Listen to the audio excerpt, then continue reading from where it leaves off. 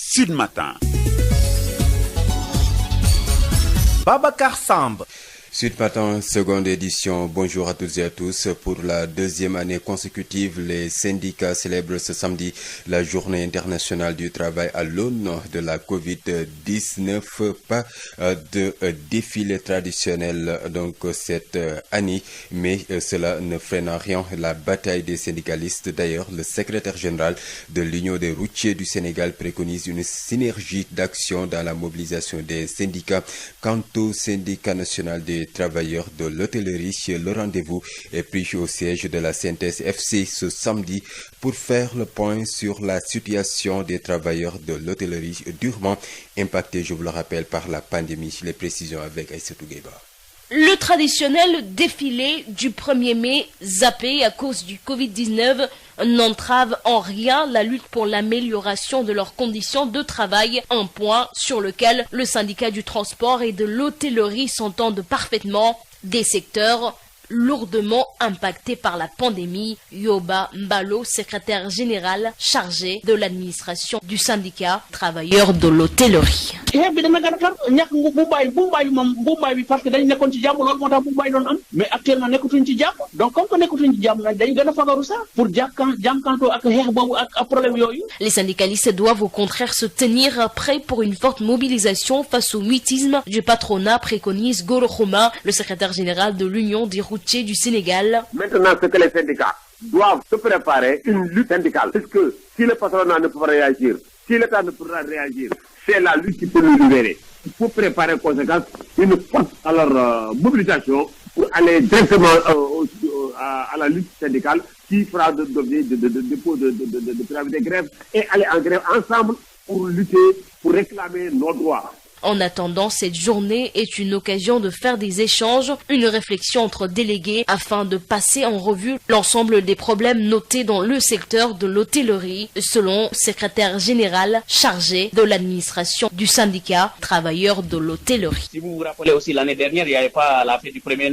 n'était pas célébré. Mais le secrétariat national du syndicat a décidé de convoquer l'ensemble des délégués de Dakar en journée de réflexion au siège de la CNTS FC. De se retrouver, échanger entre délégués de la situation qui prévaut au niveau de nos entreprises respectives. Parce que quoi qu'on puisse dire, c'est une situation qui nous a impacté, fortement impacté. Pour ça, il faut qu'on échange. On échange entre délégués du personnel et en prélude de la reprise prochaine, voir qu'est-ce qu'il faudra dire aux travailleurs pour qu'au moins que la reprise soit effective. Comme l'année dernière, folklore et rassemblement sont exclus de la célébration du 1er mai. Des syndicalistes qui en profitent pour se tenir la main, créer une synergie d'action afin d'obtenir un meilleur résultat.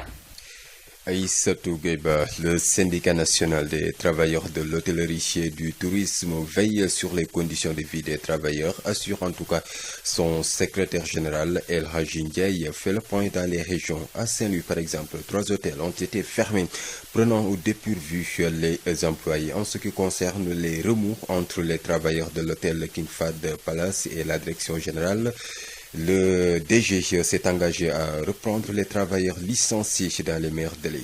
Écoutons El Hadji Ndiaye, secrétaire général national du syndicat des travailleurs de l'hôtellerie et du tourisme avec Aïssatou Gueba.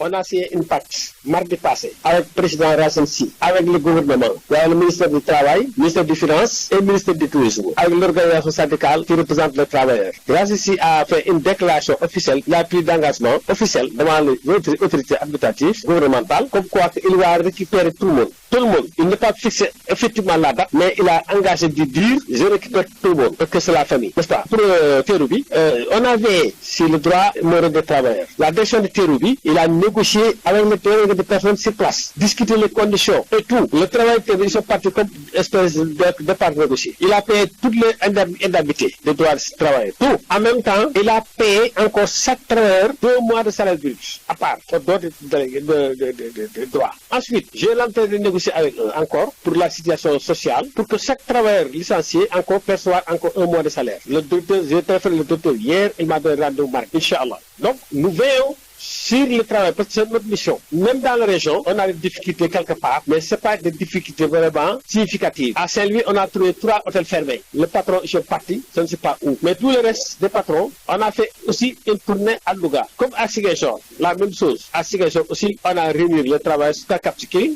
Le patron, il paye toujours 70%, sauf Kërëb Mer. On a fait le point dans la région.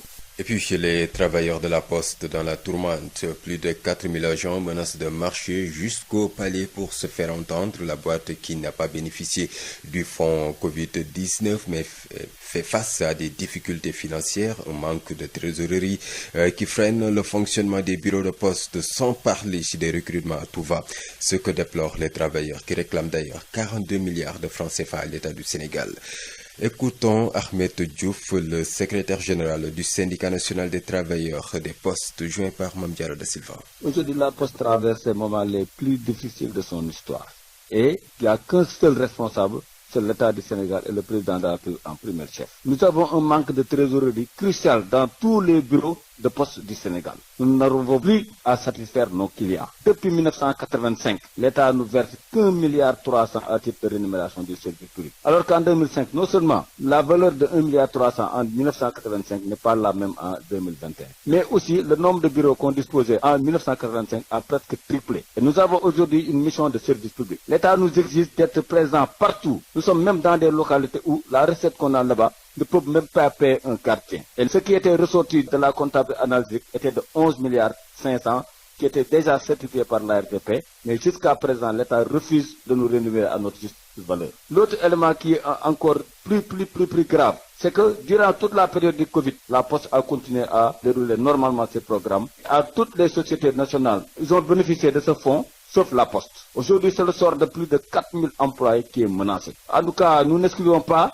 dans les prochains jours, de marcher jusqu'au palais pour dire notre ras-le-bol au gouvernement de Macky Sall, qui a décidé volontairement de faire disparaître la Poste. Nous ne pouvons plus l'accepter. Vous avez vu que la Poste est agressée de tous bords. Et la RTP préfère s'occuper des télécoms, qui est une entreprise plus nantie que la Poste, pour s'occuper en tout cas de cette société nationale qui appartient à tous les Sénégalais. Je pense qu'aujourd'hui, l'heure est grave à la Poste. Pour vous dire vrai, même nos salaires du mois prochain ne sont pas sûrs d'être payés. Nous ne comprenons plus. Des recrutements massifs. Nous sommes aujourd'hui à 4000 employés. 4000. Et l'État ne fait rien pour aider la Poste. On a payé des bourses de sécurité sociale en 2017 à hauteur de 42 milliards. Et l'État refuse de nous rembourser notre argent. Mais je pense que ce n'est même pas sérieux.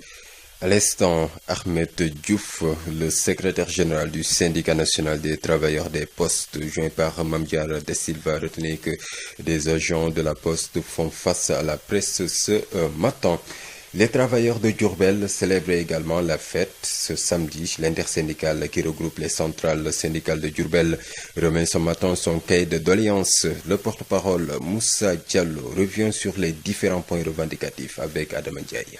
Dans le secteur de l'éducation, les revendications sont nombreuses, multiples et très variées. En ce sens qu'il y a, entre autres, des problèmes d'infrastructure, des problèmes de matériel didactique. Nous avons aussi des problèmes par rapport à la gestion démocratique. Et je peux citer une revendication très récurrente, mais qui nous tient à cœur, c'est la construction de l'école maternelle Fatoumata Ka, qui depuis sa création jusqu'à présent est dans tout simplement une maison conventionnée qu'on a délocalisée aujourd'hui dans ce qui représentait l'ancienne EFI, mais les conditions environnementales ne se conforment pas au modèle standard pour une école maternelle. Au niveau du secteur industriel, nous avons par exemple la Sonacos qui quand même a vu quelques revendications évoluer et disparaître au profit d'autres qui sont arrivés. Parce qu'aujourd'hui, ce que la Sonacos, par exemple, ce que nous voulons de la Sonacos, que la Sonacos puisse servir d'interface pour l'achat des graines par rapport aux acheteurs extérieurs. Cela permettrait de calmer le marché et de pouvoir effectivement renflouer les caisses effectivement de la Sonacos. Dans le secteur de l'élevage, de l'agriculture, les revendications sont demeurées les mêmes.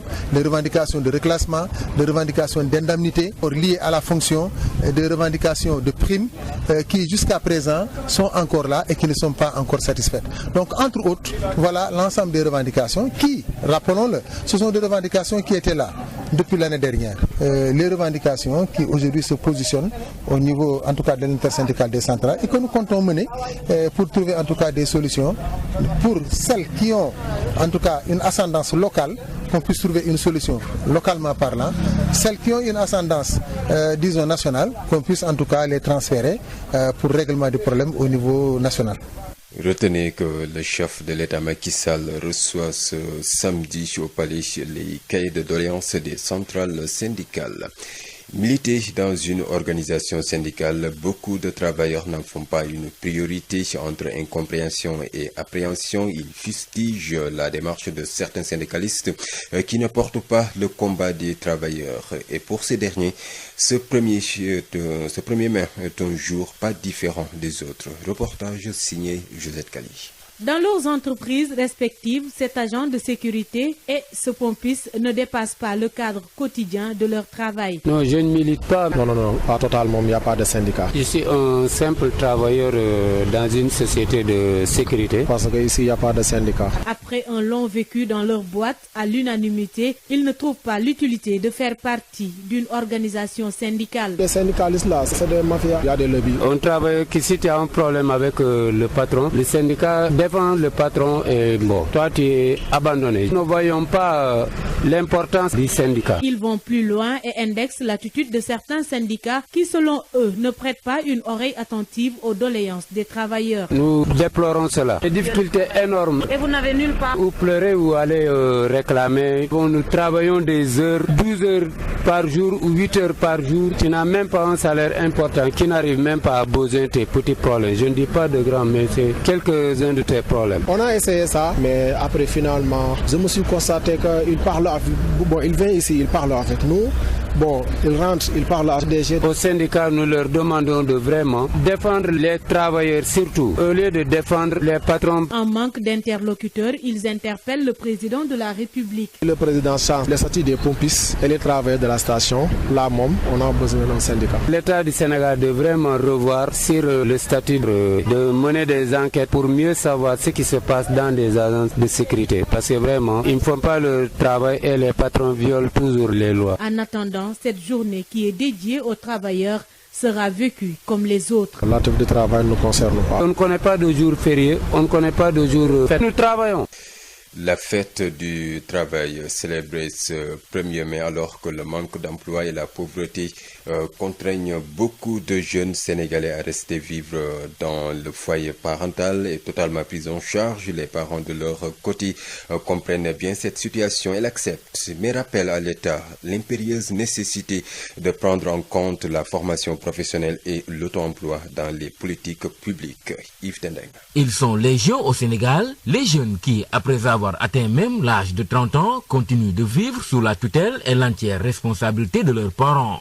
Ce qui pourrait s'expliquer par la pauvreté et le manque d'emploi auxquels les jeunes sont confrontés, de l'avis de Farandiaï, président du conseil régional de la jeunesse de Saint-Louis. Parce qu'ils n'ont pas assez de revenus. La quasi-totalité est dans l'inactivité ou dans le chômage, ce qui ne les donne pas un peu des moyens de subsistance. Raison pour laquelle nous notons que des jeunes vivent plus de 35 ans ou 40 ans ou plus sous la responsabilité de leurs parents qui les prennent en charge dans tous les domaines. Une situation bien que préoccupante et compréhensible aux yeux de Khadignan, mère de famille, par ailleurs directrice d'école dans la langue de Barbarie. Nous comprenons nos enfants. Ils veulent, mais ils ne peuvent pas. Vous savez, à l'impossible, nul n'est tenu. Ce sont nos enfants, on ne peut pas les rejeter. On doit les épauler jusqu'à ce qu'ils fassent le mieux, quoi. Mais elle préconise. Si au moins le gouvernement avait fait quelque chose sur l'employabilité locale, faire des formations dans chaque région, regarder les potentialités qui existent dans ces régions-là, mettre des formations, par exemple, au niveau de la région du fleuve, développer l'agriculture, la pêche, les métiers du pétrole et tout ça. Chaque enfant, quand il a son diplôme, il peut avoir un métier. Pour sa part également, Farandiaï mise sur l'autonomisation des jeunes. Si cette jeunesse est mieux autonomisée, qu'ils puissent avoir un emploi décent, ils pourront avoir leur propre indépendance, comme nous le notons dans les autres pays. Ebaï Diallo, un acteur du secteur de la pêche dans la langue de Barbarie, dit ajouter. Pour parer à tout cela, il faudra essayer d'élargir quand même Saint-Louis et de trouver d'autres sites d'habitat plus attrayants pour les acteurs de la pêche. Saint-Louis, Yves Tendeng, Sud FM. Yves Tendeng, cette question va même plus loin car en plus de la pauvreté et le manque d'emploi s'y ajoutent d'autres raisons, notamment la précarité économique et le retard d'entrée à la vie conjugale. C'est l'analyse faite par le sociologue et enseignant-chercheur à l'UGB de Saint-Louis, professeur Ali Tandian, par ailleurs directeur du laboratoire Germe. Le domicile familial peut apparaître selon lui comme un îlot de protection contre les difficultés de la vie. Ces propos sont recueillis par Yves Tendeng. Entre autres raisons qui expliquent la présence des personnes adultes chez les maisons familiales, il y a les longues études, la précarité économique ou bien la vulnérabilité financière, le retard d'entrée à la vie conjugale.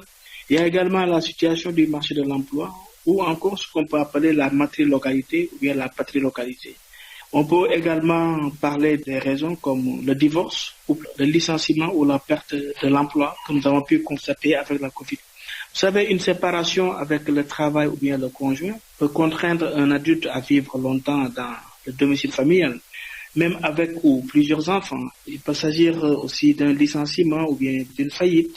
Dans ce sens, la nécessité financière justifie ce choix, notamment en période de crise économique, comme on l'a vu avec la Covid.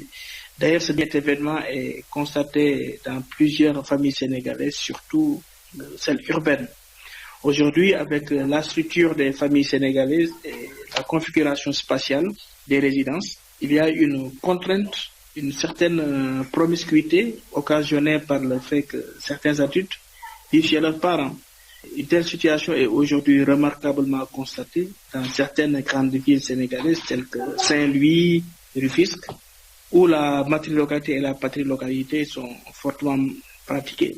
D'autres espaces comme Ouakam, Yoff et Cambérène sont des lieux à nommer pour le constat de ce fait qui ne contribue pas à la mobilité résidentielle. Vous savez, une telle situation semble être perçue aux yeux de certains comme une forme de régression infantile, plus ou moins cachée, mais on peut mentionner que le domicile familial peut en effet apparaître comme un îlot de protection où l'on se sent en sécurité face aux difficultés de la vie.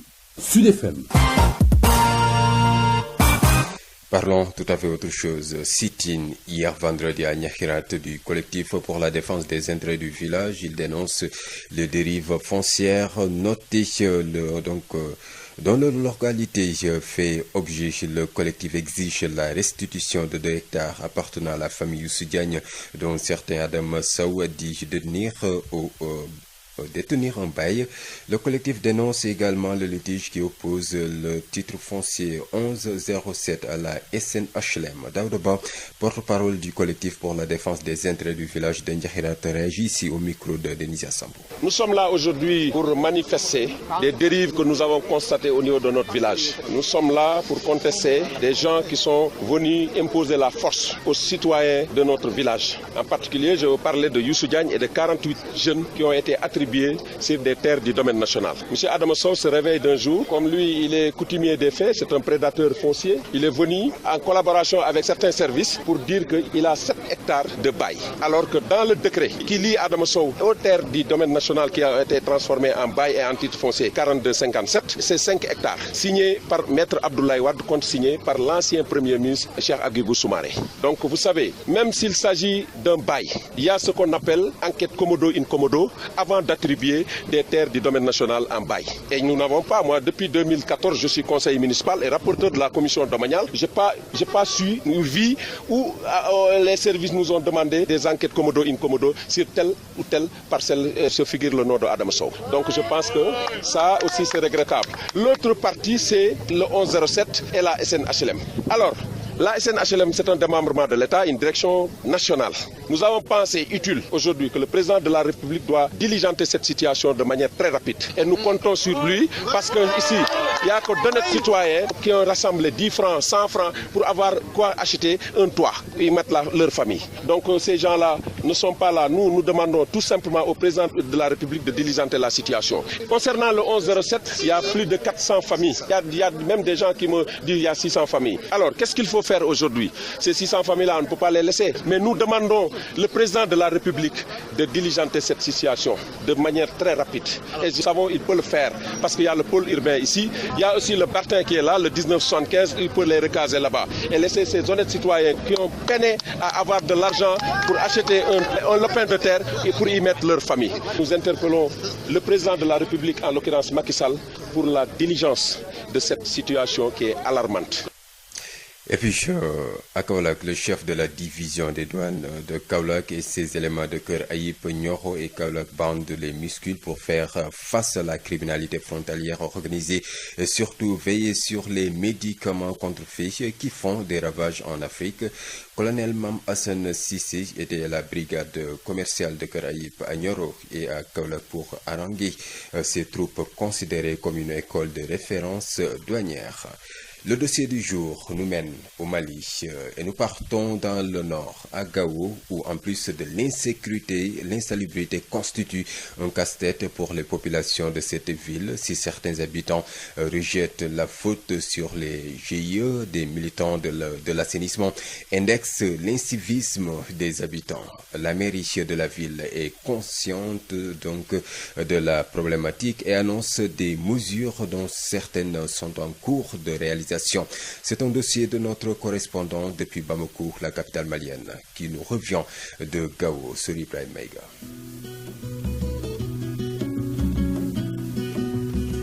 À Gao, dans la cité des Askia, les tas d'ordures se forment un peu partout, derrière les concessions et dans les rues, ce qui rend difficile la vie pour certains habitants vivant à côté de ces ordures, comme Salifou Younoussa Touré, habitant du quartier 7 de Gao. Selon ce que moi je vis dans mon quartier quand même, les ordures là ça nous dérange. Quand il y a le vent souffle là, ça prend tous les ordures et puis ça les lance dans les maisons.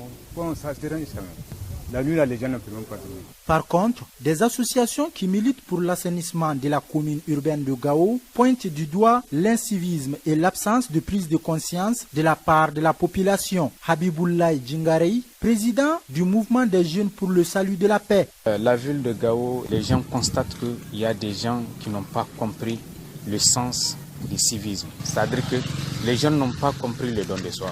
Imaginez que certains sont là en train de s'investir pour rendre la ville qui nous appartient tous, pour le rendre propre. Il y a certains là qui, si on cure le caniveau tout de suite, ils vont mettre des ordures là-dedans. On enlève toute la saleté et ils viennent le lendemain, dans la nuit, vers minuit ou bien 23h du matin, ils mettent les ordures là-dedans. La question de l'insalubrité est un casse-tête selon l'élu communal de la ville. Pour lui, des efforts dans ce sens ont été consentis pour appuyer les jeunes à travers des activités. Malgré tout, le problème demeure. C'est pourquoi la mairie s'est dotée d'un dépôt final pour les tri des ordures, nous affirme Daka Boubacar, maire de la commune urbaine de Gao. Le grand casse-tête de la commune urbaine de Gao, c'est l'assainissement. Nous avons quand même pu faire beaucoup de choses pour l'assainissement dans la ville de Gao, qui nous ont vraiment facilité la faisabilité du projet. Parce que pour nous, c'est un projet d'assainir la ville de Gao. Et en fait, nous avons des jeunes dynamiques, ce qui fait que chaque année, il y a l'éclairage de caniveaux, il y a les balayages des grandes artères de la ville de Gao, même en cas d'hivernage. Suivre ces caniveaux-là, voir quelles sont les voies et moyens par lesquels il faut essayer d'aller directement sur les dépôts finaux. Ces dépôts finaux sont là et j'ai donné un dépôt final. Il y a le dépôt final pour les tri. À côté de ces nombreuses initiatives, des jeunes également s'investissent dans la gestion des déchets et pour la réduction de l'insalubrité. Certains d'entre eux appellent à une synergie d'action avec l'ensemble des acteurs concernés par la question. Pour un Gao propre, Alassane Abdoulaye est le président de Écologie au Sahel, ECOSA. La question des déchets, ça regarde tout le monde. Donc nous, on se dit que la mairie seule ne peut pas gérer les déchets. Dans un premier temps, la population doit prendre conscience de l'impact de ces déchets-là, directement ce qu'ils vont confronter, les paludismes ou autres. La mairie doit savoir que c'est sa commune, qu'elle doit gérer la commune, mais aussi impacter dans ce sens-là. Et les structures aussi qui œuvrent dans le cadre de la collecte des déchets doivent prendre conscience que les carrés aussi ne sont pas des dépotoirs. Les autorités communales de la ville prévoient également de multiplier les caisses pour ordures dans tous les quartiers de la ville dans les jours à venir. Sori Ibrahim Mega, de retour de Gao pour Sud FM. Sori Ibrahim Maïga et puis sur la page Ramadan, réalisée et présentée par Amadou Mustafa Dia.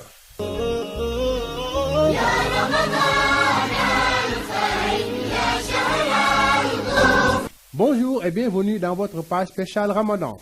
Écharpes, abaya, djellaba et autres molfeux sont prisés par les femmes durant ce mois de Ramadan pour effectuer les prières mais aussi s'habiller décemment. Plusieurs de ces articles sont exposés au niveau du rond-point Liberté 6 où des commerçants s'activent dans la vente de ces habits. Selon ces commerçants, la marchandise s'écoulait comme de petits pains durant les premiers jours du mois de Ramadan. Mais actuellement, ils ont constaté une nette accalmie. Ndeye Fatou Diop a tenté d'en savoir plus. Au rond-point Liberté 6, les marchands de djellabé et de voiles connaissent une baisse des ventes actuellement. Pour Djibi, trouvé dans sa place, l'activité marchait plus au début du Ramadan. Ça marche un peu, mais très différent du début du mois de Ramadan.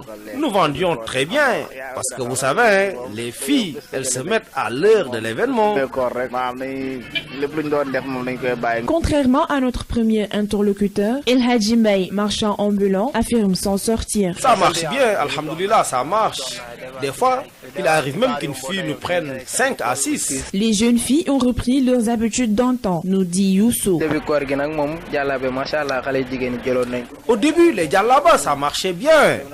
Vous voyez, hein? Maintenant, après 15 jours, nous vendons qu'à compte-gouttes. Parce que les filles, hein, elles reviennent à leurs habitudes.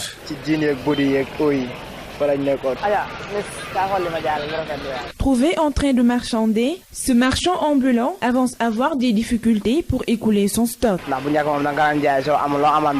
Au début, ça ne suffisait même pas. Les gens se bousculaient. Mais maintenant, hein, tu peux les garder pendant une semaine sans les écouler.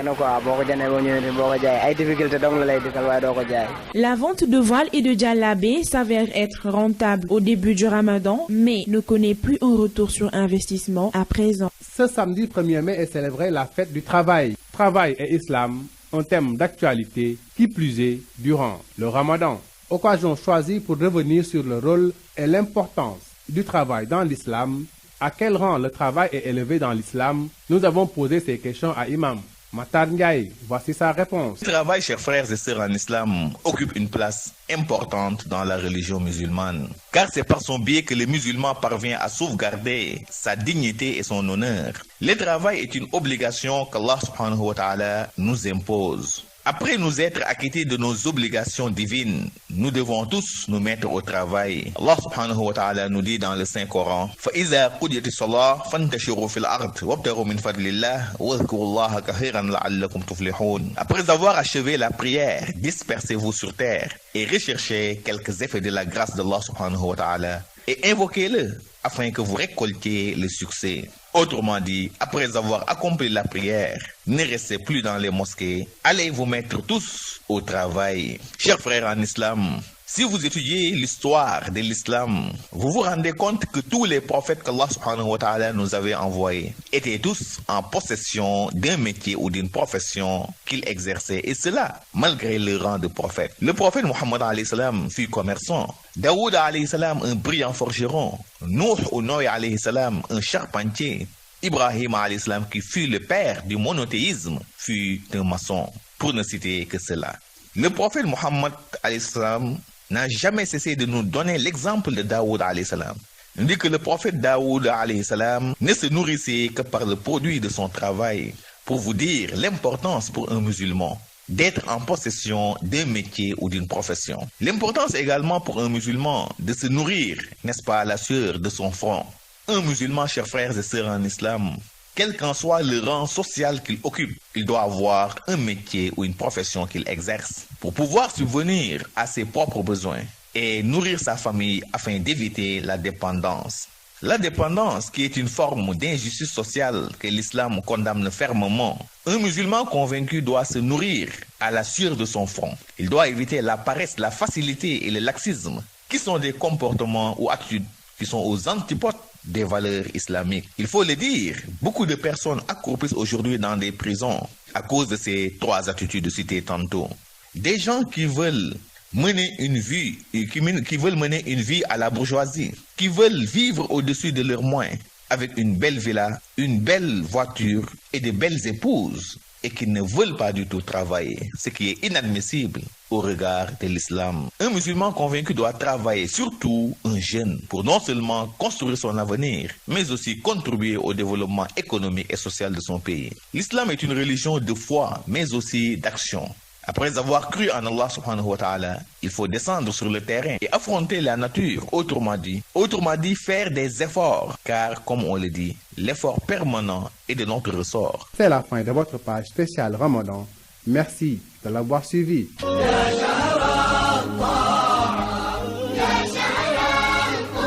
Canal Plus mu ngi leen di ñaanal bëccëgu jàmm. Sud FM. Il est 8h.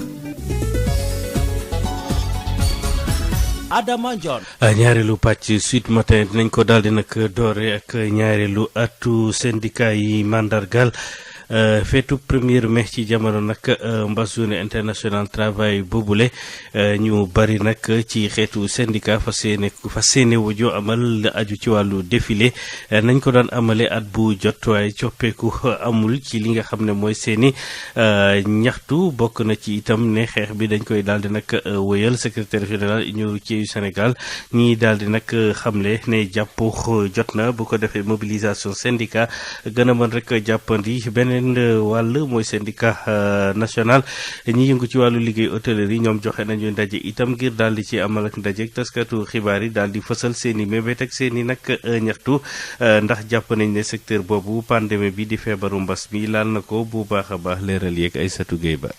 nañ ko daan defee at mu ne lu wees atum daaw ak atum ren ji du am dox ci mbedd mi daje ngir wane jafe-jafe yi ñu nemmeeku ci wàllum xëy feetu 1er mai bi nag ute lool ak at yee ñu génn bu ñu sukkandikoo ci syndicat hôtellerie ak transport loolee yàkkul dara ci seen xeex au contraire daf ko gën a dëgëral ndax ñaari secteur yooyee mbas mi sonal na ko torop Yoba Mballo moom mooy secrétaire général chargé de l'administration des travailleurs de l'hôtellerie.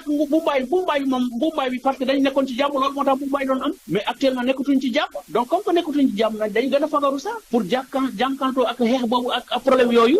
te sax syndicat yi dañ see war a profito ngir xàccandoo dorandoo Gora Khouma secrétaire général de l'Union des routiers du Sénégal. li ñu war a def laa wax dama ne li ñu war a def comme secteur yëpp am problème secteur yëpp àndandoo def grève général pour réclamer lii ci fañ ko yomb na. les gars di grève par secteur dañ ko war a arrêté secteur yëpp am problème grève général lañ la def wan nit ñi wan état wan patronat bi ne sonn nañu. bésu tey ji nag nekk occasion ngir ñu daal di gën a waxtaan seenu biir xam yan jafe-jafe moo nekk ci wàllum secteur hôtellerie bu ñu sukkandikoo ci Yoba Mballo chargé de l'administration des travailleurs de l'hôtellerie. dinañ toog ak ñun ak délégué l'ensemble délégué de Dakar ñu toog une journée de réflexion ñu rendre leen compte tournée yi ñu def ci biir dëkk bi ci biir Sénégal bi yëpp ak li nga xam ne jot na xew suñu diggante ak ministère ak suñu diggante ak patronat yi ñu rendre leen compte yooyu yëpp ñu échanger. kon ñoo ko déggandoo mbumbaay bi doon am jëm ci wàllum féete lii di 1er mai amul ren waaye mu mel ni nag narul andi gàllankoor benn yoon syndicaliste yi te sax dafay gën a baral xeex mi.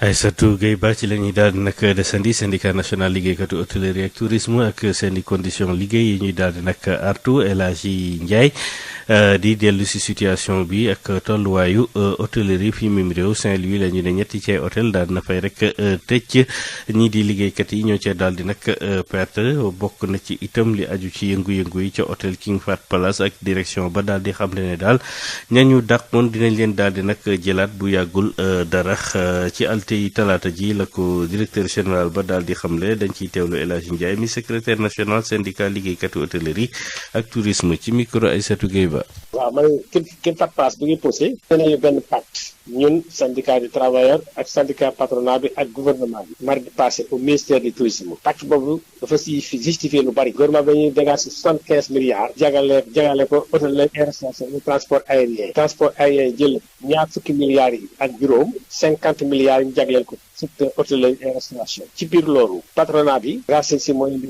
présenté ak Mamadou Sow def nañu déclaration officielle engagé wu wax ni fii mbas mi wàññiku lool ba ci kanam tuuti rek ba ñu fi démarré ñooñu licencié woon kenn par partie yëpp daañu leen jëlaat dafa tolloo li ñu def loolu neexu leen ndax ñàkk pexe la puisque 70% yi doon fay weer wu nekk depuis presque 1 an nga xaw a betti ci seen budget loolu taxu ñu def ko waaye incha allah bu ñu démarré daañu jéem a récupéré waat yëpp waaw ñu jàkk seen liggéey lañ doon xeex pour ñu jëlaat leen loolu patron ba nangu na ko ñun li ñu doon xeex mooy kenn bañ ñàkk liggéeyam waaye ñu ñàkk seen liggéey ci kenn fat place Racine si def na déclaration officielle engagé de leen jëlaat bu dee ci région yi dans la région de Saint-Louis ñetti hôtel ñoo fa tëj ñoom dañu tëj patron yi dañu disparaître xamuñu fu ñu ne waaye gis nañu gouverneur bi ak inspecteur national du travail bi nekk foofu ak inspecteur tourisme bi waxtaan ci ak ñoom pour que buñu leen jox benn autorisation yu ubbi tant que réglé wuñ problème travail yi ñu fa nekkoon crise bi ni mu méttee ak conséquences yi mu waroon jur wax dëgg yàlla ci suñu secteur bi patron yi def considéré nañ comme ay partenaires waxtaan nañ ba lu ci bare fanq nañ ko dëgg la nag am na ñoo xam ne ba léegi ñu ngi chômage technique ñu leen di fay 70% mais ci biir 70% yi itam liggéey nañ ci ba nga xam ne ak patron ba ñu déggoo ci dañ koy fay billetage au lieu ñu koy virer à la banque ndax bu ñu ko viré banque liggéeykat yi duñu am lu ñu yóbbu seen kër loolu itam waxtaan nañ ci donc si yeneen nag parti boo xam ni parti bi yemul rek ci défendre liggéeykat yi défendre mais dañ ko signé parce que dañu bëgg teg ay jéego ci wàllu relance bi. ñu daal di wax ci liggéeykatu poste ñoom itam nee ñu xamuñu fu ñu jëm lu war a toll ci 4 junni ci ñoom nee ñu sax doxum ñaxtu la ñuy daal di nag amal jëm palais de la république ngir ñu daal di nag dégg ndax gis nañ ne boîte boobu jàppalewuñu leen ci fond Covid 19 bi rax ci dolli itam jafe-jafe koppar yu tar la ñu daal di nag nekkee loolu waral sax bureau yi ni mu war a doxewu ko te wàllu recrutement bi mu ngay wéy ñu koy amal kii di Ahmed Diouf nekk secrétaire général syndicat national liggéeykatu poste di ci dellu si ak Mame Diarra Da Silva. poste daal jafe-jafe yi muy jànkoonteel mooy jafe-jafe yi gën a metti ci histoire bi poste amee ba tey te amul benn responsable bu le président Macky Sall ak gouvernement ñoom ñoo jóg volontairement daal ne ñoom poste daal xam naa dañ ko bëgg a daal nasaxal yàq ko parce que entreprise boo xamante ne société nationale la Sénégal la ko moom sénégalais yi ñoo ko moom bi Covid bi commencé ba léegi poste bokk na ci entreprise yi nga xam ne boobu ak léegi dañu ko ne di doxal carrément pour mun a assurer seen mission de service public mais bi mu demee ba jël fonds boobu di ko dimbalee dafa dimbali ñëpp bàyyi fi poste barki de moo njaay 99 milliards lañ jox Sénélec jox 17 milliards Dakar Dem Dikk poste waxuma la sax dimbal mais bourse familiale yi nga xam ne ñoom dañ ko diggoon sénégalais yu sonn yi di leen ko fay ñun ñu engagé suñuy fonds propre fayal leen ko ba autour 42 milliards état bi jusqu'à présent bañ ñoo fay suñu xaalis tey conséquence bi mooy bureau de poste boo ci demee dañuy ubbi mais 0 franc la ñuy am dans les bureaux li ñu dese ci ay clients di bëgg a menacer daw te ñun amuñu ci benn problème bu dul état bi nga xam ne moom poste moom moo bañ a dugal loxoom ci poste délégation à la solidarité wax nañ leen ba tey nañu delloo suñu 42 milliards au moins dinañu permettre ñu mën a fonctionner direction générale bi fi nekk tey ji nii am nañ volonté mais amuñu aucun sou pour mën a financer suñu plan yooyu pour mën a dérouler ñun ñoo war a taxaw loolu parce que bi ñu ñëwee dans toutes les commissions ñun participer nañ ci travaux yi xam nañ ne projet yi ambitieux na mais xaalis buñ ko liggéeyee amu fi dama ne 4000 agents yi ñooy jënd ànd ak seen i njaboot ca pale ba lañ jëm ci Macky Sall laaj ko lan moo tax mu bëgg a nasaqal poste te duñu ko nangu ni ñu ko dégg mu naan damay créer ay emploi mais balaa ngay créer ay emploi mais emploi yi fi nekk nga fexe ba yooyu emploi bañ a disparaître loolu ay naxaate la te duñu ko nangu dañoo sonn te nag na Macky Sall xam ne postiers yi dañoo jël décision régler problème bi duñu ko nangu 4000 agents lañ 4000 pères de famille lañ mais caisse de la poste sont vides duñu ko nangu nañu Macky Sall jox suñu 42 milliards yi ñu ko fayal ci bourse familiale bi fond Covid 19 bi na si dimbali poste na dugal loxoom ci poste tey jii bu ñu demee ba yenn entreprise yi ñëw raw ñu c'est parce que état moo ñu seetaan nee na état moo leen daal di seetaan intersyndical yu central ya fare ca Diourbel ñoom itam tey ci suba nañ daal di jébbale seeni nag mébét ci fañ ko daal di xaatim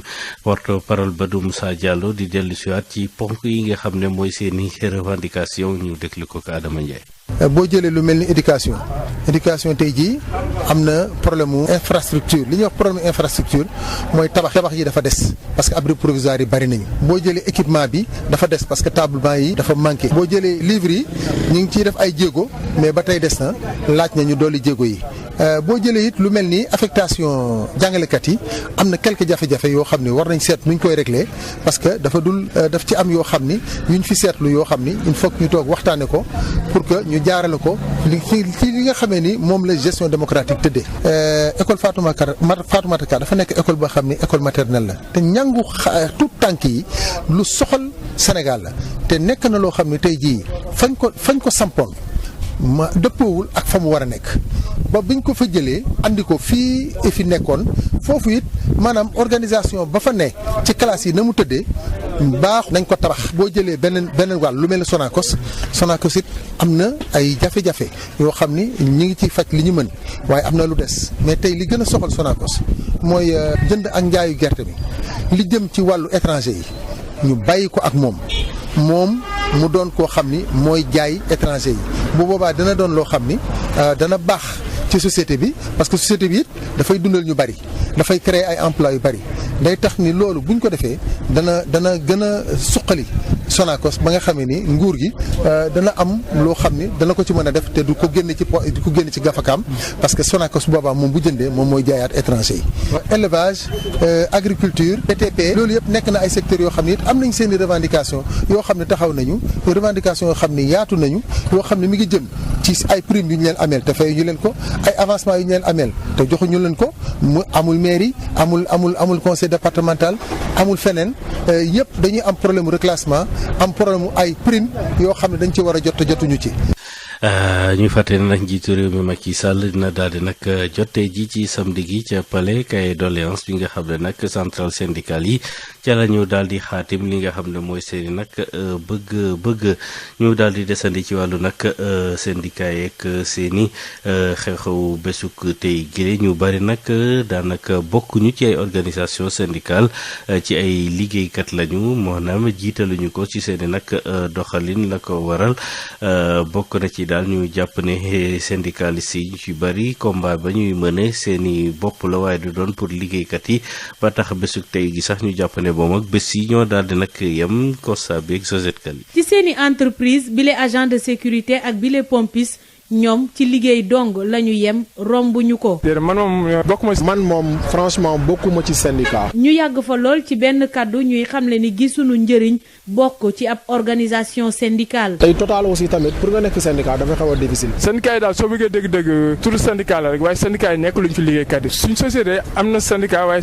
patron bi daal moo ko taxawal daal njëriñ daal fi mu toll nii directeur lañ fi nekkal daal syndicat yi soo xoolee ay intérêt rek dañuy défendre au lieu de intertravailleur te loolu waaw métti na loolu wax yàlla bëri na si agent sécurité yu bëri. seen kaddu dem ba sore ñuy jàm baaraamu tuuma doxalinu yenn ci ay syndicat di xamle ni léeg-léeg duñu may nopp jooytu liggéeykat yi. suñu syndicat yi nekk luñ fi liggéeykat yi soo xoolee intérêt société yi la ñuy défendre daal. syndicat yi ñoom ay mafiakat lañ bu ñu ñëwee ci yow li ñu lay wax boo joxee revendication affaire yi avancé wul finalement ñun dañu mujjee bàyyi ñu arrêté continuer waat concentré ci suñu liggéey. ñàkk ku ñu waxtaanal tax ba ñuy addu jëmale ci njiitum réew mi. waaw suñu sañoon daal président mu jàppale ñu ba nga xamante ne directeur de société yi waaw dinañ ñu gën a jox suñu gët yokk suñu paiement situation tamit ñu changé ko. ñu convention yi ak suñu statut yi bon depuis Macky Sall nekkee président ba tey jéemu ci lenn changé wu ci lenn fi ko président Wade bàyyi woon fa la ko bàyyi kon donc ñun tamit mënuñu def benn effort sans gouvernement bi jàppale ñu. Macky Sall xoolaat contrat yi nga xam ne station service yi moom la ñuy liggéeyee parce que métti na trop nag. ak lu mu ci mën a doon bile bis ñu jagleel ko bépp nit buy liggéey si ñoom du am benn soppeeku. concerné wu ñu bokk ñi ñun amuñu tabaski amuñu korité ni yeneen feet bis bu nekk wax di yàlla dañuy liggéey si waaw. ñun dañ koy dégg rek parce que déjà man gis nga maay liggéey tey fanaan demain matin laay wàcc. ñu daal di nag wax ci wàllu nag ñàkk gi ak ndóol gi ñàkkum xëy itam ak yeneen yi nga xam ne ay facteur la yuy gàllankoor ndaw ñi ba tax sax duñu mën a am nag dëkkuwaay daanaka ci seeni nag këru famille wala njaboot la ñuy far nag di des parents yu bari nag daal leen cay rek gàttandu daal leen rek comprendre ci bile situation waaye gis nañ ne nguur gi faaw mu daal di am beneen taxawaay wàllu formation professionnelle boo xam ne dina mën a tax ndaw ñi mën a amal seeni yëngu-yëngu bopp ba mën jëriñu ci wàllu nag koom-koom jàpp nañ ne politique publique moo ko war rek mën di def Saint-Louis Yves Tendeng. bëri nañu lool ci mim réew ndaw yi nga xamee ni dañu dem sax ba am fanweeri at te ñuy wéy di dëkk ci biir seeni kër yi waajur ñu leen di fay toppatoor loolu le bokk na ci li ko waral moo di rek ndóol mi ak it ñàkkum xëy mi ñuy jànkonteel ci biir réew mi bu ñu sukkandiku ci kàddu kii di Fara Ndiaye ñi jiite kuréelu ndaw ñi fii ci Ndar. parce que nit aussi bu fekkee amoo ay moyens yoo xamante ne yow war nga war mën a dund sa bopp donc jàpp ma ni que daa mën a dund donc de manière autonome. muy mbir mu nga xamee ni naam yéeme na waaye kii nga xamee ni mooy Khadija doon waajur te jiite it benn école ca langue de Barbarie moom nangu na ko. parce que société bi moo demee noonu xam nga xale yi bu doon seen sago kenn ku nekk bu doon sa sago am na âge bi nga xamante ni boo ko amee sa parent du tudd anti-tuteur da ngay indépendant au contraire da ngay am dara mën a jàppale sa ay parents mais bu ñu demee ba nga xamante ni fi ne nii liggéey amul xale yi am nañu ay diplôme mais les diplômes xëy na nekkul diplôme yi nga xamante ni da ngay génn ci université rek dem liggéey yi. ci noonu muy ñaax nguur gi ngir mu gën a gunge te jàppale ndaw ñi ci seen wutum xëy. nee naa leen au moins la région de Fleuve regorge de potentialité. xale yi bu ñu amoon emploi bi nga xamante ni xale bi bu ko génnee rek dafay am métier ci biir région bi kooku day neex mais loolu lañu développé wul. kii di Fara Ndiaye moom xamle na ne ndaw ñi war nañu ut pexe ngir demal seen bopp. du fekkee mooy ndaw ñi gën na leen autonomiser gën leen jàppale maintenant ñu am xëy wala ñu mën a créer seen bopp mu seen xëy loolu dina mën a contribuer bu baax a baax a baax. kii di Baye Diallo di yëngu ci wàllum napp gi fii ci Ndar moom it indi na xalaatum ci mbir mi lee. léegi sax mool yi sax dañuy am problème même ñoom seen bopp ak seen waajur yi sax dañuy am problème mu dëkkuwaay waxatuma la jeune yi daa ci gis ku ci takk jabar da nga maam ren ba am ñetti at doo mën a nekk ak sa jabar ci benn kër amuñu suuf suñu dëkk géej gaa ngi leen di menacé kooku lan moo ci mën a laaj moom moo di utal leen ay place yu yell ci wàllu dëkkuwaay defar ko ba mu baax ba pare yóbbu leen. ki doon jokkoo ak yéen fii ci Saint-Louis Yves Tendeng Sud FM. Yves ñu daal desari ci laaj boobu nag gën a xóot wàllu rek ñàkk geeg yooyu ñu daal di tudd ndax nag bokk na ci ñàkkum koom-koom bu daal di nag yemb waaye itam yéexi bi ñuy nemmeeku ci ñiy dem ba nekk mag te yéex a dugg ci néegu nag sëy ndax amuñu koom-koom ba war jàngat la bu sociologue bi daal di nag def moom jàngalekat bi ci université bu Ndar professeur Ali Tandian daal di gis ne nag famille yi léeg-léeg sax ñooy daal di nag nekk benn barab boo xam ne mooy taxawu kaaraange ñooñu ndaw nekk ci jafe-jafe njàngatam ñu déglu ko moom Ali Tandian ci micro Yves Tendeng. sunu dëkk yi ni muy doxee tey wane na ni du ay xale wala ay gune rek ñoo dëkk ci seen kër waajur yi am na ci ñoo xamante ni dinañ am ay at yu xaw a bëri yu xaw a takku ñuy continuer di dëkk seen kër waajur yi loolu nag li ko waral bëri na du rek seen coobare yenn saay ñàkk liggéey waral na ko yenn saay sëy bu tas yenn saay jàng bu yàgg yenn saay aussi tukki ñibbisi te yooyu yëpp war nañ ko mën a joxe comme explication li waral mais gis nañ tamit ni mbas mi ni mu fi nekkee tax nañu bari ñàkk nañ seen liggéey ba dañoo obligé sax dem dëkk seen kër waajur yi yenn saay sax dañ koy def ak seen soxna ba sax am na ñeneen ñu koy def ak seeni doom loolu nag dafa ñu ko seen coobare bopp dafa fekk kay ni ñàkk am feneen fu ñu dem moo tax ñu delluwaat ci seeni kër waajur boo xoolee nag ci dëkk yi nga xamante ni foofu am na fa trop doole te mbirum cosaan la mu di Ndar Rufisque wala fu ñu naan Wakam Yoff wala Cambérène foofu nag dafa am loo xamante ni moom la ñu woowee matrilocalité wala patrilocalité matrilocalité mooy bu fekkee xale yi dañuy sëy dem dëkk ci këru soxna si wala bu fekkee patrilocalité dañuy sëy waaye dem dëkk ci kër borom kër gu góor gi yooyu nag ay aada la yoo xamante ni am na ci dëkk yooyu ñu wax ba nga xamante ni du fa lu bees dañuy gis ñu xam ni am na ay at yu mag continuer dëkk seeni kër waajur mais dëkkin boobu tey ji gis nañ ni apporté na lu ñuy wax promiscuité mooy jafe-jafe ak xat-xat boo xamante ni lu bari mën na ko jur foofu foofu nag dafa nekk ay gox yoo xamante ni xattaay dëkkuwaay bi mooy tax muy jafe. ñoo daal di nag wax jëme ci toogaanu ñaxtu askan wa ca Ñaaxirat collectif bi taxaw ngir daal di aar village boobu di ñaaw lu coowal suuf ba fa daal di nag tàbbi collectif bi ne ñu nañ leen delloo 2 hectares yi suuf yi nga xam ne nag famille Youssou Diagne daal na koy amee te ñu daal di koy jébbal ab waay bu wéy ci turu Adama Sow ñu jàpp ne dafa yore ab baay collectif bi nag nee ñu litige boobu dox diggante nag kuréel diggante titre foncier boobu di 1107 ak SNHLM bëgg nañ ñu daal di koy saafara Daouda Ba yore seen kàddu collectif bi ñu déglu ko ak Denisia Samb. askan bi dañu leen noot sonal leen ñu ne te prévu sax ñu def marche waaye ñu ne nañ def sitting yëgal askan bi yëgal àdduna bi naqar bi nga xam ne moo ñu dal bi njëkk mooy ci lu ñuy wax famille Youssou Diagne Adama Sow ay nit ñoo xam ne Adama Sow c'est un prédateur foncier ñëw fii new ne day jël alalu jàmbur jaay ko doole nangu ko parce que moom amul kenn ku mu amulul problème fii am na kook Ndoye am na kook Sidibé am na kook 2019 titre foncier de l'État am na kook ñeneen ak ñeneen donc dafa xëy benn jour indil ñu benn droit réel ne 7 hectares la am alors que dans le décret 5 hectares moo ci nekk 2016 lañ laaj cadastre ndax toolu Youssou Diagne titre la wala du titre mu ne ñu du titre ñu affecté si ay jeunes 48 parcelles mais conseil municipal bi attribué na 48 parcelles yëpp jeune u Njaxiraat la ko jox li may wax ni c'est vérifiable alors ñu yeewu en 2019 à la veille des élections de 2019 décembre 2018 ñu ne ñu Adama Sow dafa am foofu bàyyi dama bëgg nit ñi xam ne Youssou Diagne depuis avant indépendance ba léegi foofu toolam la woon Adama Sow xëy benn jour rek collaboré ak ay nit rek ñëw def ko boo xam ne nii bàyyi boo xam ne droit réel bi kenn xamul fu mu ko jëlee beneen bi mooy SNHLM la ñu bëgg mu arrêté toj bi parce que 1107 ñu ngi koy toj te askan bi dañ koo dëkk nit ñi dëkk nañ ba pare ñu bëgg aussi état bi jàppale ñu si président de la république jàppale ñu si jël SNHLM yóbbu ko fële ci pôle urbain bi si Diamniadio te bàyyi ñi nga xam ne dëkk nañ fi askan bi dëkk nañ fi ñu continuer dëkk fi loolu moo tax waraloon tey ñu ne dañu ñëw fii pour ñaxtu loolu wane suñu naqar wane aussi suñu solidarité ak ñi nga xam ne nii ñun ñëpp ñoo nekk fii si commune Sangalkam parce que loolu mënul continuer ay nit ñëw rek di jaay nit ñi doole ça ne peut pas continuer parce que vraiment ñu koo fi gis rek dañ lay jaay doole ñii ay honnête citoyen lañ yoo xam ne dañoo dajale seen pepp seen 15 dajale pour ñëw jënd bi ñu jëndee pour dugal si seen njaboot ñu ñëw pour dugal si seen njaboot tey nga dara ñu toj ko loolu rafetul boo jëlee globalement ça fait plus de 400 ménages 400 parcelles ëpp na ko ci ñoo xam ne ñu ngi ko dëkk nit ñaa ngi ko dëkk loolu moo taxoon ñu ne nañ ñëw fii tey vraiment ñu ñaxtu ko.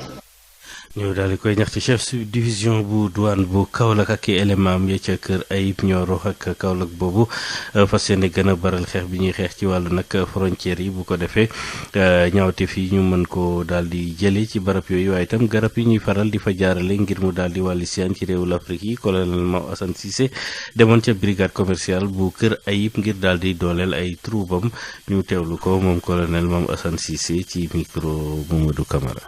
garab yi daf ne baaxul mais dafa am ay chiffres yoo xam ne joxe na ko ay estimation yoo xam ne daf ko joxe garab yi dina rey 100,000 personnes par an 100,000 personnes dana leen rey nee na ñu aussi tamit boo ko xoolee ñeent fukk ci téeméer yoo jël garab yi nga xam ne yooyu ñu ngi surveillé si Afrique baaxul boo ko seetee garab yi sànq yi ngeen xool ay lan nga si gis ay aphrodisiaque nga siy gis nu mu tuddee ay paracétamol yooyu nga siy gis aphrodisiaque yi par exemple mi ngi mel ni rek nga jël 2 chevaux carcasse 2 chevaux bëgg si teg moteuru V8 mais bu commencé carcasse bi day daal day toj gis nañu sax ay ñoo xam ne dañuy am fissure cardiaque du fait de ces produits aphrodisiaques là dara baaxu ci en vue des insuffisants rénaux les néphrologues là chaque jour ñi ngi alerter population wax nañu ba sonn ñun nag yooyu ñun non seulement dañuy jëf pour aar koom-koom mën a waaye aussi tamit war nañoo wax pour gën a mën a sensibiliser population yi war nañoo gën a mën a jàppale parce que la ñuy def defuñu ko pour ñun ñoom lañ koy defal parce que trafiquant bi fu muy jógee si kër la jógee si kër lay dellu suñuy doom lañu suñuy mag lañu suñuy rakk lañu suñuy lépp lañu donc war nañoo mën a waxtaan ak ñoom kan saa seen xel yi gën a mën a dellu si waat pour ñu éviter def yenn yi.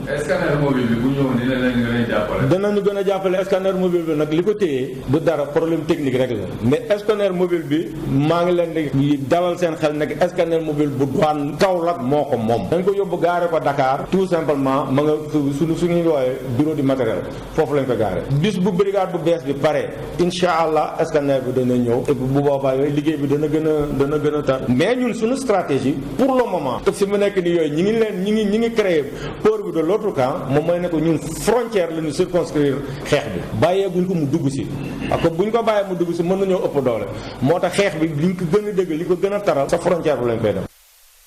ñu daal di nag wax ci maire bu commune bu Thiomby moom ak équipe am dañoo daal di jébbale ay jàppale yu am solo ci wàllu nag koor gi askan wa fay yeewoo juróom-ñetti millions lañ ko daal di nag xayma notable yi chef de village bi ak askan wa fare foofu ca Thiomby ci la sax premier adjoint au maire daal di nag saisir occasion boobu ngir daal di dellu siwaat ci ñaxtu ñay yëngu ca alliance de la république ca barab ak seeni nag maire ndax gis nañ ne poste de responsabilité cadre yu bari ci Thiomby daanaka jotuñu ca Mamadou Sarr mooy premier adjoint au maire bu commune bu Thiomby ñu déglu ko Mamadou Camara. mer boobu nga xam ne moom moo amoon ci politique mer boobu jógewu fa ba léegi dañoo yàgg APR donc depuis 2009 la xoolee 2009 APR sax amutoon parce que dëkkal Ngor lañ doon wax donc ñun dañ bokkoon ci rare collectivité territoriale yi nga xam ne ñoo nekkoon Sénégal osé dem ci dëkkal Ngor gañel Macky Sall dara Thiomby ci la bokkoon maintenant depuis 2009 duñ wax ne président def ñu fàtte de waaye mun nañ wax ne nit ñi ñu ñuy négliger te xam nga un responsable politique quand même boo ko amee ci gox te ba koy négliger te mu yor base il faut s'attendre à tout parce que li muy am coombi quand même néew ma mënu ko am fenn mais pourcentage bi muy am coombi néew ma du ko am fenn mais dinay jafe non du sax tollu jamono agsi nañ ci jamono boo xam ne téye leen dafay jafe xam nga bi ñu jëlee seen responsabilité ñoom ne dañuy def marche baare tali bi et cetera mais ñun ñoo jóg waxtaan ak ñoom ñu dëggal ñu biñ ñu dëggalee aussi lañ leen waxoon mooy nañ muñal président de la république ndax fàttewuñu donc chaque jour mu ngi ci ñun nit ñaa ngi ciy waxtaan mais ñi la mayee cër di la xaar ci benn mbir nga nekk ci di ko dig ba mu yàgg li nga koy dig day dem ba dootul saf xorom boo ñëwee pour dig ko sax def lay ciipatu jóg ci ciipatu jóg boobu nag ci lañ toll du ay ndaw kese ay ndaw la ay mag ñëpp la parce que fiñ toll nii vraiment buñ ne ñu ngi gis suñu bopp ci li nga xam ne moom mooy APR ak gouvernement bi dafay xaw a jafe mais xam nga toll nañ foo xam ne man mënoon naa jóg jël kaddu wax ci turu commune bi yëpp te kenn du ma démentir parce que homogénéité bi la mais comme que hétérogénéité dafa taxaw su may wax sama kaddu bopp laay waxal parce que su ma waxee ci kaddu keneen kooku mun na tëb rek ne waa ji li muy wax amul man ànduma ci ndaga bi moom new ma tas na de waaye fi mu toll nii xam naa daal tëggkat ndaga bi commencé nañ di damm li ñuy tëggee boo moytul daal ñu ngi bënnu ndënd yi boo moytul daal sabar bi dina tas. ñu daal di nag dugg ci page Ramadan ànd ceeg Amadou Moustapha Dieng.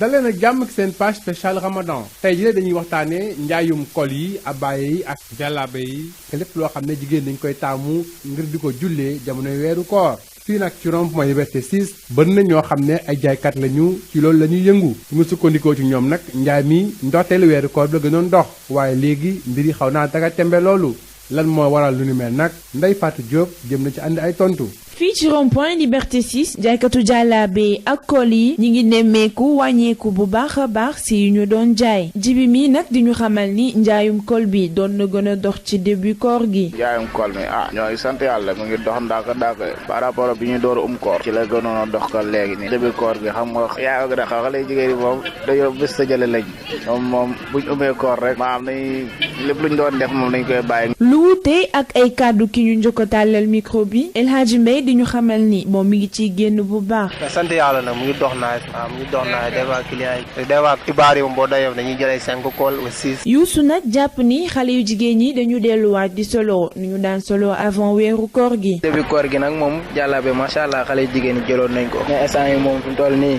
koor gi dem na ba am 15 jours instant yi moom benn rek ñu ngi dellu fa ñu nekkoon fa lañ jëmaat rek. waaw xale jigéen ñi moom des fois mooy loolu. fan ngeen nekkoon. ci jiin yeeg budi yeeg oyi fa lañ nekkoon. ñi ngi ko fekk muy waxaale jaaykat bii duñu xamal ni day am ay jafe-jafe ngir mën a jeexal bagage yi mu jënd. ndax bu njëkk moom da nga daan jaay soo amul loo amaan boo ñëwee du taxaw fi nga koy jëndlaan di ko njëkkalaan daal fi mu nekk nii moom soo bëggee dégg-dégg man nga ko yor 2 semaines yoo xam ne da ngay bëgg a jaay say jàlla bi waaye dañu ko jënd quoi boo ko jëndee boo ñëwee boo ko jaay ay difficulté dong la lay dikkal waaye doo ko jaay. njaayum kol nag ak jàllaabe nekkoon na loo xamante ni jaaykat yi daan nañ ci génn bu baax a baax bi ñuy soog a waaye fan yi ñu toll nii nekk na lu jafe ci ñoom. bésu tey di benn fan ci weeru mai tombeek ñu nekk weeru koor waaye it muy bés bi màggal lépp lu jëm ci wàllu liggéey ci àdduna war ngal kàpp waaw sax lan mooy wàccuwaayu liggéey fan la lislaam teg liggéey ci boppam laaj boobu tey la ñuy laaj ki nga xam ne moo di imaam Matar Ndiaye ngir méngoo ak bésu tey bile. liggéey nag mbokk yi ci lislaam dafa am solo lool am place bu am importance ndax ci liggéey dundee sa ñaq ci la jullit bi mën a sàmme diineem waaye sàmme ngoram tamit liggéey dafa nekk farata ci ab jullit farata goo xam ne yàlla daf ko gàll ci loosu jullit wu nekk ba tax na yàlla def nu ni bu nu noppeetee ci lim nu sant muy jaamu gi nanu dem daan sunu doole pour am lu nu dundee fa iza qudiyati salaa fantashiru fil ard wabtagu min fadlillah yàlla mu ni bu nu noppeetee ci jaamu yàlla yim nu sant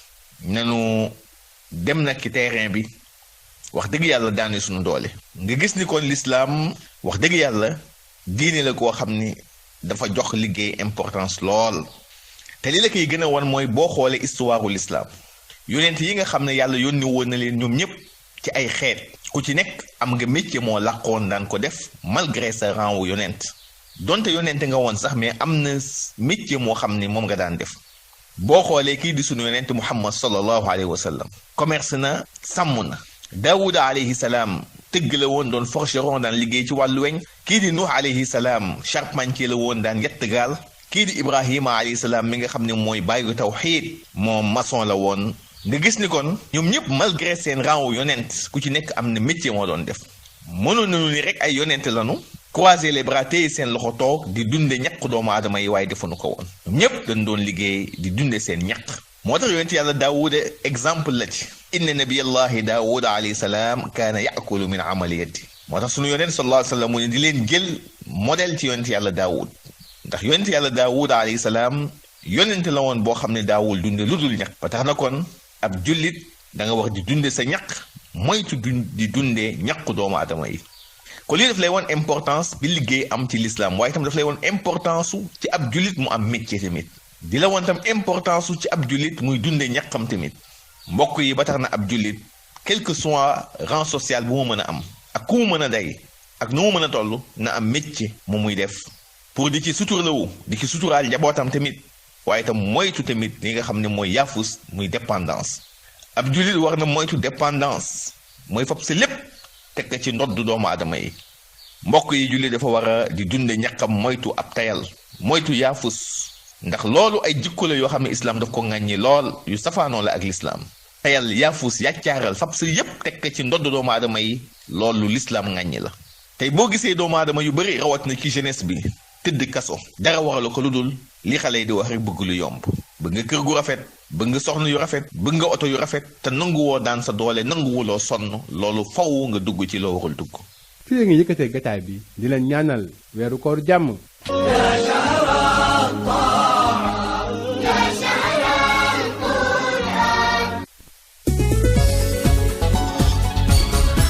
Adama Ndione. mbokk xarit yi fi lañ yem ak yéen ci xibaaru suba gi wi juróom-ñetti waxtu tegal fanweeri si mili ci kanam 9h xibaar yi ci tënk buñ ca noppee seeni émission loo ci xam ak El Hadji Moussa Thiam lay doon ñu ngi jaajëfal bu baax Assane Thioune ci sottandikukaay bi xibaar yi ci yaatal dina dellu siwaat midi ak benn waxtu gërëm leen ci déglu bi sant leen ñaanal leen sàkku ci yéen ñaan ñu yendu jàmm.